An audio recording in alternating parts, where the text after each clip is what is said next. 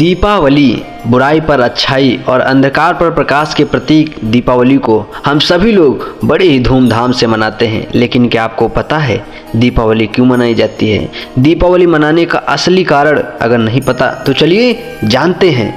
वैसे दीपावली मनाने के पीछे कई मान्यताएं हैं, जिसमें सबसे प्रसिद्ध मान्यता है भगवान राम के 14 वर्ष के बाद वनवास से लौटने पर अयोध्या में भव्य स्वागत किया गया उनका और खुशियों के दीप जलाए गए। तभी से ऐसा माना जाता है कि यह त्यौहार मनाया जा रहा है। लेकिन इसके अलावा भी कई मान्यताएं हैं जिनके बारे में बहुत कम लोग जानते हैं।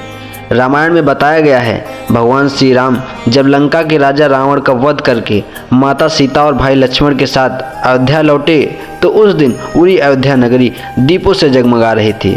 हर नगर हर गांव में दीपक जलाए गए थे। तब से दीपावली का यह पर्व अंधकार पर विजय का यह पर्व बन गया और हर वर्ष मनाया जाने लगा। दूसरी मान्यता पांडवों का अपने राज्य लौटना। जब महाभारत काल में कौरवों ने शकुनी मामा की मदद से शतरंज के खेल में पांडवों को छल पूर्वक हराकर उनका सब कुछ ले लिया और उनको राज्य छोड़कर 13 वर्ष के लिए वनवास जाना पड़ा।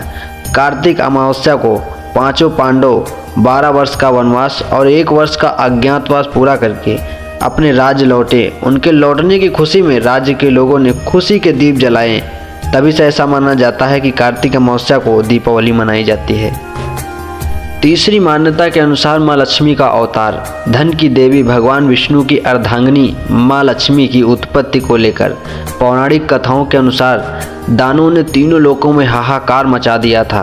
कालांतर में तीनों लोकों में दानवों का अत्याचार बढ़ने लगा और उनका तीनों लोकों में आधिपत्य हो गया। इसके चलते इंद्र का सिंहासन छिन गया।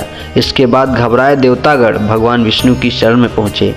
इस पर भगवान ने उन्हें समुद्र मंथन करने की सलाह दी और समुद्र मंथन से निकलने वाले अमृत को पीने को कहा। इससे देवता अमर हो जाएंगे और वो दानवों को हराने में सफल होंगे।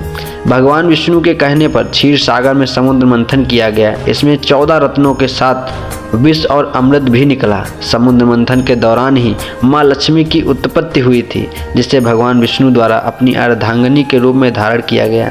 दीपावली का त्यौहार हिंदी कैलेंडर के अनुसार कार्तिक महीने की अमावस्या को मनाया जाता है। कहा जाता है कि इसी दिन समुद्र मंथन के दौरान माँ लक्ष्मी जी ने अवतार लिया था। माँ लक्ष्मी को धन और समृद्धि की देवी माना जाता है, इसलिए हर घर में दीप जलने के साथ साथ हम माता लक्ष्मी की भी पूजा करते हैं। और गणेश जी को ज्ञान का देवता, बुद्धि का देवता कहा जाता है, इसलिए दीपावली के दिन माँ लक्ष्मी और गणेश भगवान की दोनों की पूजा करते हैं। और ऐसा कहा जाता है कि जहाँ पर धन होगा वहाँ पर बुद्धि जरूर होगी और जहाँ पर बुद्धि ज्ञान होगा और वहाँ पर धन की बरसात जरूर होगी। इसलिए धन और बुद्धि का मेल होना बहुत जरूरी है, इसलिए गणेश और लक्ष्मी की हम लोग पूजा करते हैं। चौथी मान्यता के अनुसार नरकासुर का वध। नरकासुर प्रयाग ज्योतिषपुर का राजा था। जब भगवान विष्णु वाराह के रूप में उत्पन्न हुए थे तब उनके स्पर्श के कारण पृथ्वी के गर्भ से वह उत्पन्न हुआ था। उसने अपनी शक्ति से इंद्र, वरुण, अग्नि, वायु आदि सभी देवताओं को परेशान कर दिया। वह संतों को भी त्रासने लगा, महिलाओं पर अत्याचार करने लगा। उसने संतों, अप्सराओं समेत 16,000 से भी ज़्यादा स्त्रियों को लगभग बंदी बना लिया। जब उसका अत्याचार बहुत बढ़ गया तब देवता भगवान श्री कृष्ण की शरण में गए, लेकिन नरकासुर को स्त्री के हाथों मरने का श्राप था। इसलिए भगवान श्री कृष्ण ने अपनी पत्नी सत्यभामा को सारथी बनाया।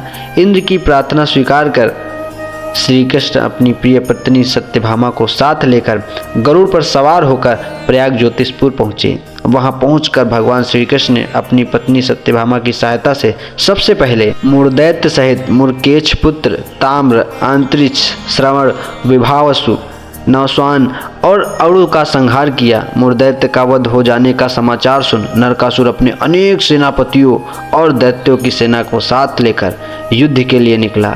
नरकासुर को स्त्री के हाथों मरने का श्राप था, इसलिए भगवान श्री कृष्ण ने अपनी पत्नी सत्यभामा को सारथी बनाया और घोर युद्ध के बाद अंत में श्री कृष्ण ने सत्यभामा की सहायता से नरकासुर का वध कर डाला।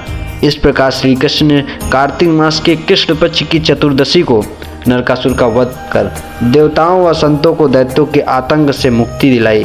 उसी की खुशी में दूसरे दिन अर्थात कार्तिक मास की अमावस्या को लोगों ने अपने घरों में दीपक जलाए। तभी से नरक चतुर्दशी तथा दीपावली का त्योहार मनाया जाने लगा। यह दिवाली आप सभी लोगों के जीवन में प्रकाश लाए, खुशियों की लहर आपके घर छा जाए। माता लक्ष्मी की आप सभी लोगों पर कृपा बनी रहे, सभी सुख समृद्ध रहें, व्यापार में वृद्धि हो, जीवन में ऊंचाइयों को छुएं। यही माता लक्ष्मी और भगवान गणेश से आप सभी लोगों के लिए मेरी कामना है। आशा करता हूँ मेरे द्वारा दी गई जानकारी आपको पसंद आई होगी। अगर पसंद आए तो वीडियो को लाइक करिएगा, चैनल पर नए हो तो सब्सक्राइब करिएगा। मिलते हैं ऐसी नेक्स्ट इन्फॉर्मेशन के लिए, तब तक के लिए हैप्पी दिवाली।